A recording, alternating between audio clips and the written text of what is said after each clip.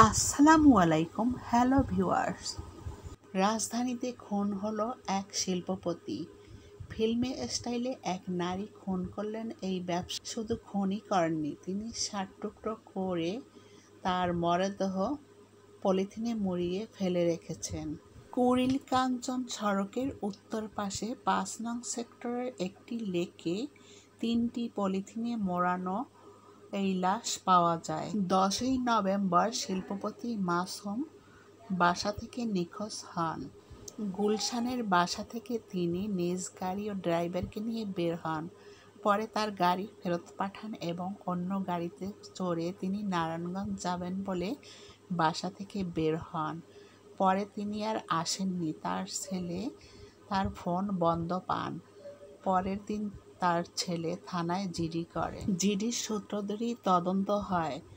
Police তার ছেলেকে খবর দিলে তার ছেলে লাশটি দেখে চিনতে পারেন। দাড়ি, গোঁফ আর কিছু অংশ দেখে তিনি তার বাবার লাশ বলে শনাক্ত করেন। পুলিশ শনাক্ত করে ব্যবসায়ীর লাশ অবস্থান ছিল কাফরুলে।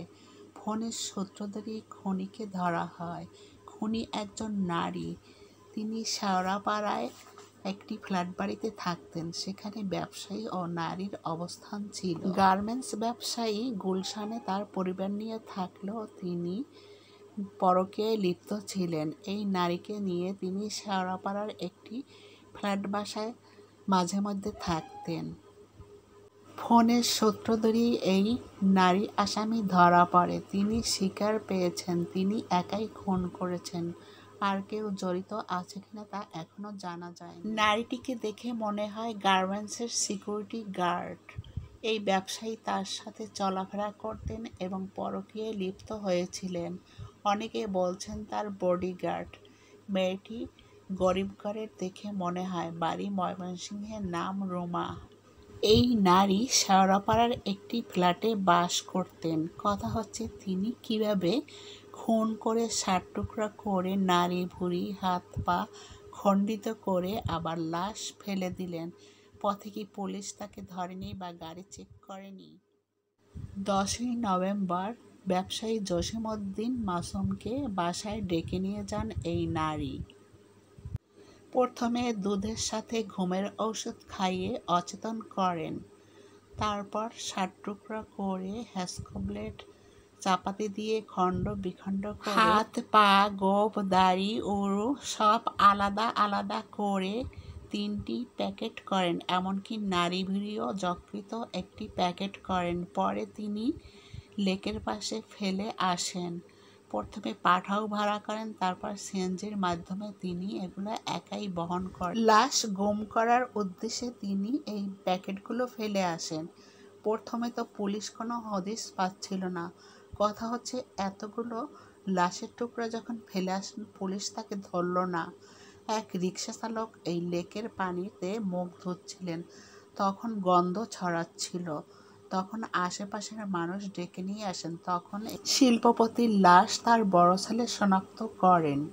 মানুষ খুন হয়ে পড়ে থাকে, তারপরও আইনশৃঙ্খলা বাহিনী জানে না, এটা কেমন কথা? গ্রেপ্তারকৃত নারী আসামির পরিচয় মিলেছে। তার বাড়ি ময়মনসিংহ গৌরীপুর থানার তারকানন্দ এলাকার নজর আলীর মেয়ে, নাম রুমা। আসামি রুমা স্বীকার পেয়েছেন তিনি আবেগের বশবর্তী হয়ে এই ব্যবসায়ীকে খুন করেছেন। এই ব্যবসায়ী আরেক নারীর সাথে প্রেমে লিপ্ত ছিল। এটা তিনি সহ্য করতে পারেননি, তাই তাকে ঘুমের ঔষধ খাইয়ে একাই খুন করেছেন। শিল্পপতির বড় ছেলে বলেছেন তার বাবার কোনো শত্রু ছিল না, ব্যবসায়িক কারণে খুন হতে পারে। তার বাবা শ্রেষ্ঠ করদাতা ছিলেন এবং ভালো মানুষ ছিলেন। আসলে বিশ্বাস করা যায় না এই নারী একাই খুন করে আবার লাশ গুম করতে পারে। অন্তর্বর্তীকালীন সরকারের কাছে দাবি, আইন শৃঙ্খলা বাহিনীকে শক্তিশালী করুন। জনগণের নিরাপত্তার দায়িত্ব আপনার।